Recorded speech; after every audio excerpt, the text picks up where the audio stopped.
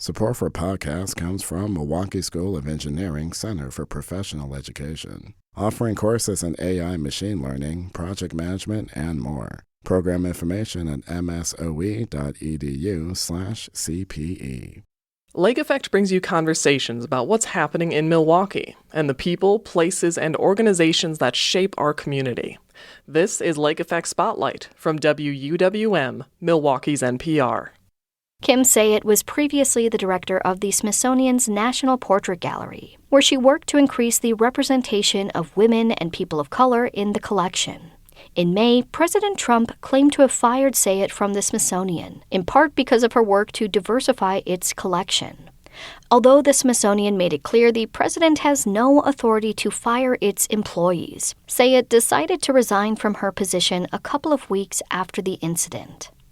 But DC's loss is Milwaukee's gain. Sajet brings with her a wealth of knowledge and experience and a desire to invigorate the Milwaukee Art Museum space with new community engagement efforts. Sajet joins me in studio. Kim, thank you so much for being here on Lake Effect. Thank you so much. I'm really excited to be here. So, how long have you been in Milwaukee so far?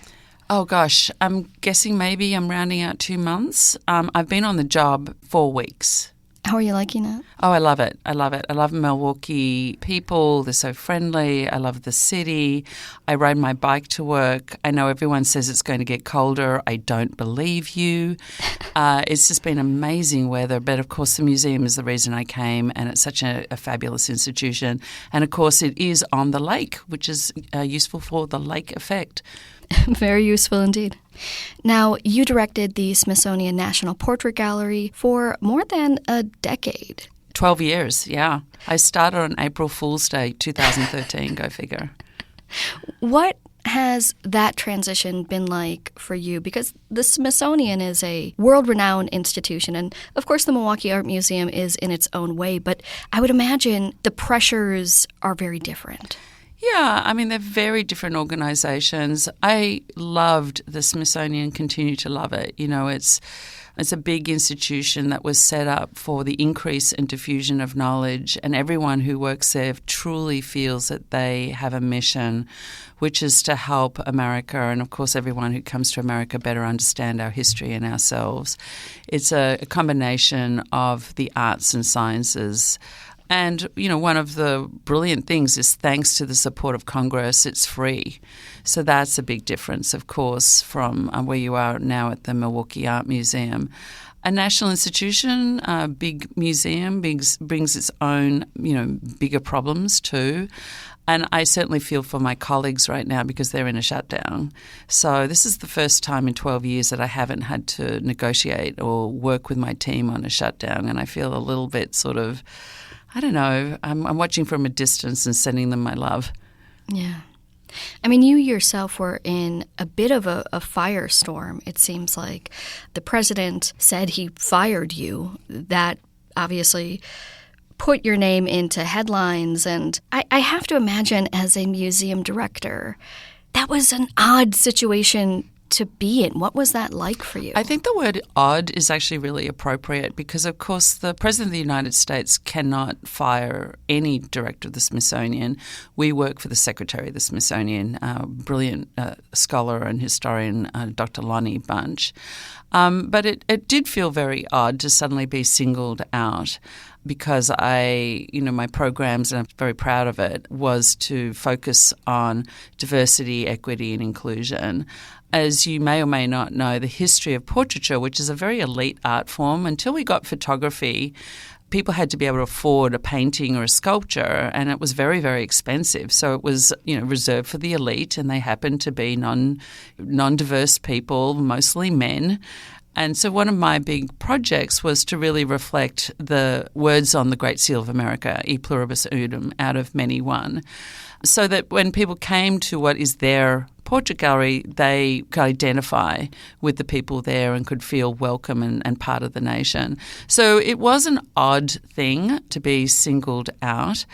Having said that, I think it's kind of an odd role. A director of a Smithsonian is constantly answering various questions, whether it's from a member of Congress or from a member of the public. we were constantly getting letters from someone asking or saying that we'd said something wrong on a label or whatever, and we always took it very, very seriously. And the power of that is that the people of America truly see the Smithsonian as their museum, their Smithsonian. And I always felt it was such an honour and a privilege because they cared deeply and they would write to you and they would call you and they would tell you if they felt that, you were doing something that was wrong or you needed to think about. So it was a huge privilege to be there. Now what I love that I didn't have direct to the Smithsonian, which is a national, but what I now have is a really close community.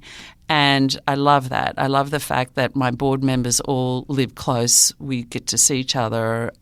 I love the fact also that we're the largest art museum in Wisconsin, so I'm going to embrace the entire state of Wisconsin at this point and the Midwest.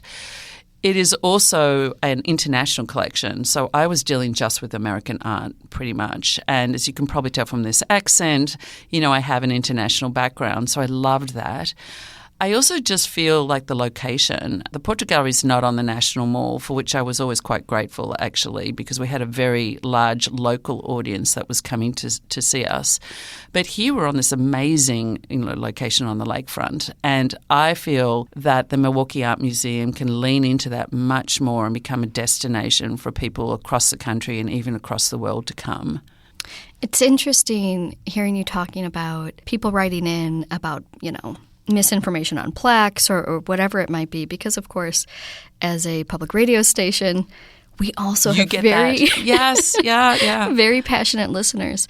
And, they still do. We would write 140 words, in English. I also went dual language when I was there, so English and Spanish side by side. So people, when I was first there, I was walking through the museum saying, this is exhausting. Who, reads all this stuff?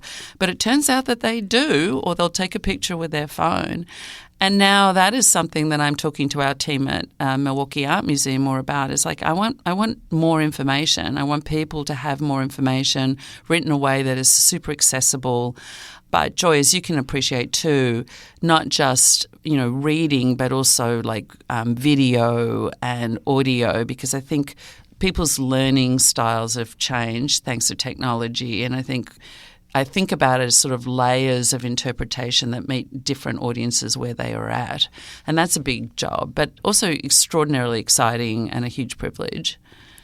With this idea of community building, what do you see happening or changing at the museum to accommodate a bit more of this kind of back and forth between the museum itself and the community it serves? I'm still at the early days and starting to get to know the team at Milwaukee Art Museum. I can tell you what I did at the Portrait Gallery, and to the extent that we can or cannot adopt that here will be up to, it's a different institution, it's a different city. But what I feel really passionate about is that we're a centre of creativity, where it's not just about seeing works of art on the walls or in the galleries, but rather it's a centre where we just happen to have those things, but you also come for an experience. And more amazing contemporary artists are doing entire installations that you can walk into. Or how we think about the design of our exhibitions become an experience themselves. But also music and performance. When I was in Washington, we had a dance company in residence. So I'm kind of interested to learn more about the creative community here and who's there. It was a great partnership with the Dana Tysoon Burgess Dance Company, where they did not have a theatre to perform in. But they partnered with our curatorial team and they designed new productions around our exhibitions and people came. So we promoted them, they performed in our spaces and it worked both ways. But whether it's slam poetry or it's a reading circle or whether it's making art in the galleries or whether it's taking a tour or having a great cup of coffee, that it really is a moment where you can kind of leave the craziness of your everyday existence for a minute, come into, the Milwaukee Art Museum, top yourself up with maybe some new knowledge or a new idea or meet someone you didn't ever know before, even if it's reading somebody's words on a text panel, and then leaving again. And so part of the challenge, I think, is to remove or lower to the extent that I can the barriers of entry.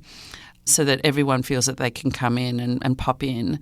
I think it's a gift to yourself, it's a gift to your family, but it's also a gift to a smarter generation, because we know that when we can exchange ideas, and particularly out-of-the-box thinking, that really contributes to innovation and, as I say, experimentation, and that's really the heartbeat of the arts.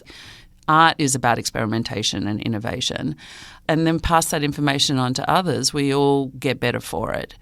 And so I think that's, part of the larger project that I'm interested in. As you look to the future of the museum, what are your biggest goals? I want more people to come. I want more people to feel that they're welcome and they come. I want more diversity in terms of everybody who comes, and that's diversity in terms of age group, race, gender, different backgrounds. I think there's sometimes a perception that sports people are not arts people. It's completely not true. And so I think it's really making this a place that people feel very welcome and proud of. A lot of people in Milwaukee know us because of the building, the Calatrava, which incidentally will be celebrating 25 years next year, if you can believe.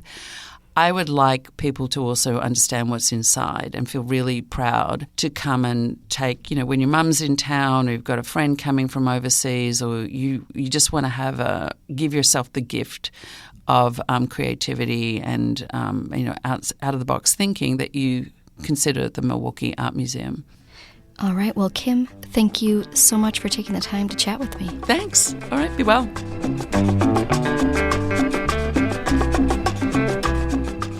Kim Sajet is the new director of the Milwaukee Art Museum. She was previously the director of the Smithsonian's National Portrait Gallery. You can find more interviews like this one by visiting wuwm.com/Lake Effect. And while you're there, subscribe to the Lake Effect Spotlight podcast. How does AI even work? Where does creativity come from? What's the secret to living longer? TED Radio Hour explores the biggest questions with some of the world's greatest thinkers. They will surprise, challenge, and even change you. Listen to NPR's TED Radio Hour wherever you get your podcasts.